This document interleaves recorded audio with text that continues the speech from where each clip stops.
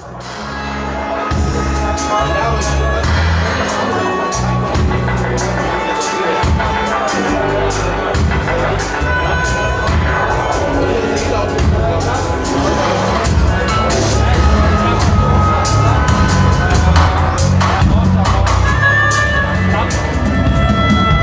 whole story of my second album, Dub the World, is that I was traveling Australia, and it's now 2 years ago, and I met some people there that were just doing the same thing than I do, which means is making music, reggae music, dub music, and I was very impressed how close our visions of music were. So the name of this group is the Red Eyes from Melbourne, and their producer Damien Charles, and we became friends very fast, and that inspired me to find out how people all over the world produce and play reggae music. So I started asking people if they want to join this project, and that's how it happened.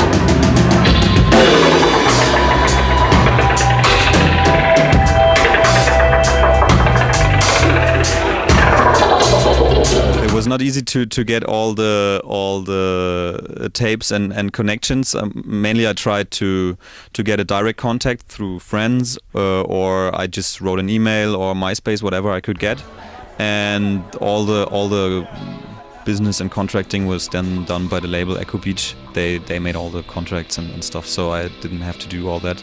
So mainly I just asked the musicians or their management if they're interested, and most people were just nice and said yes.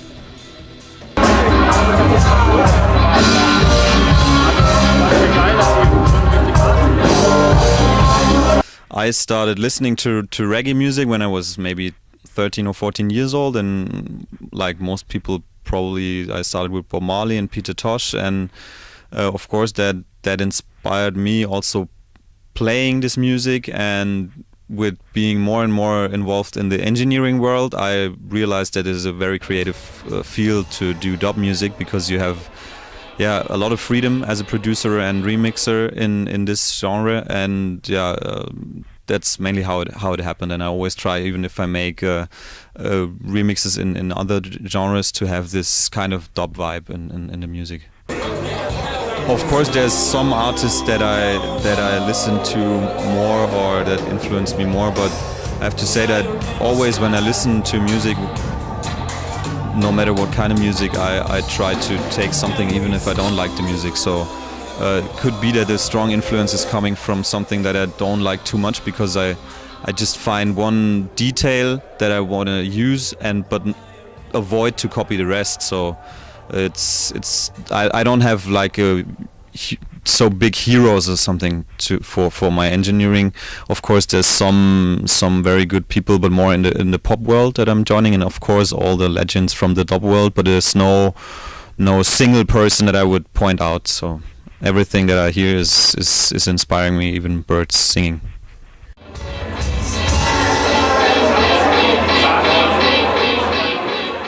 Dub and roots reggae are very much connected, so I don't think that one or the other is more spiritual. I mean, there's reggae music that is not spiritual at all, and of course there's also dub music that is not spiritual, but if there's some kind of spirituality, you can feel it in both styles, and they're very close together, so I don't think there's a difference.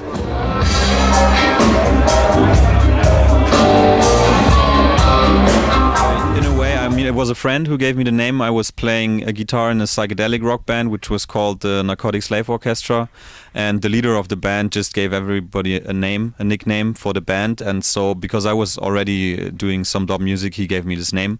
And of course he saw it in relation to the Italian writer Umberto Echo, and later on, when I started to release dub remixes under my own name, I decided to use this name because it's kind of funny, and everybody is recognizing it now. So, and I have to say, I started reading Umberto Eco's books after I got this name. So, but now I'm a big fan of this writer, and everybody should read his books. I did a lot of very different productions in the last 10 years since I started, and the thing is, the variety comes from the people I work with, and I love to be in the studio and travel with bands, and I just had the chance to work with very different musicians, and they all influenced me. And as being a musician myself, I try to be creative even on the desk. So I'm just trying to be creative, so I'm not getting bored. And the huge number of albums just comes from just keeping on doing it, you know. I mean, it's when you count like 80 albums in 10 years, that's 8 albums a year. That's not everybody's doing it, but of course I'm not like always recording and producing every single bit. So sometimes I maybe just mix the album or just record it or whatever. Variety, just comes from the opportunity to work with different people. So right now we're here in the studio in Munich, Dorian Gray Studios, and we're in the middle of recording the new Dub Inc. album, a great band from France. They came here to work with me for 1 month now, and we're gonna mix this project in May.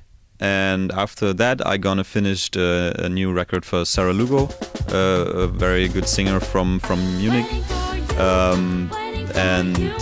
Another project is my next album, which is about halfway to be finished. So this should be out next year, which is gonna come out on Enya Records again. And there's some other nice projects that just came out, which is, for example, the new Naphtali album. It's a co-production with Maury the Baron from Oneness Records. Naphtali is a very talented new singer from Jamaica who produced this album together with us. And of course my album just came out and is still to be promoted.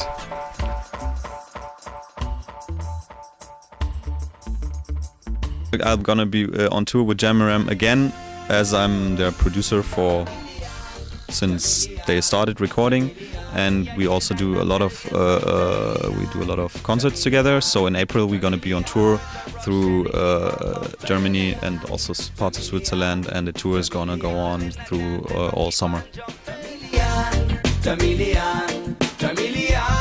It's the Jamaram style.